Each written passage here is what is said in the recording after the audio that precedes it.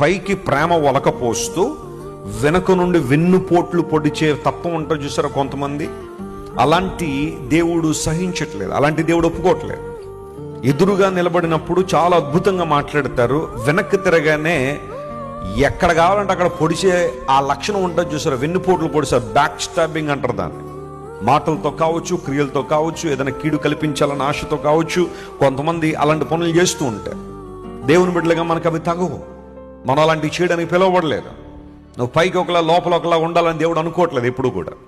ఆయన కోరుతుంది ఏంటంటే సత్యంతో ప్రేమించు, నీ ప్రేమలో సత్యం ఉండాలి, నీ ప్రేమలో యథార్థత ఉండాలి, నీ ప్రేమలో నిజాయితీ ఉండాలి.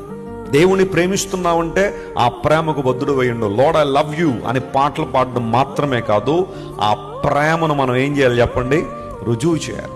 రాత్రి కూడా ఆ ఈవినింగ్ ప్రేయర్స్లో నేను చెప్పాను, మొదట మనం ఆయనకి ఏది ఇవ్వాలా, ఆయనే మొదట మనల్ని ఏం చేశాడు చెప్పండి, ప్రేమించాడు. ఈ ప్రేమకు ఒక మోటివేషన్, ఒక ఇన్స్పిరేషన్ ఏంటంటే ఆయనే. మనందరం పాపులమై ఉండగానే, మనందరం భక్తిహీనులమై ఉండగానే, మనందరం శత్రువులమై ఉండగానే యేసు ప్రభు మనల్ని ఏం చేశారు, ప్రేమించారు. ఆయన ప్రేమ నిస్వార్థమైన ప్రేమ.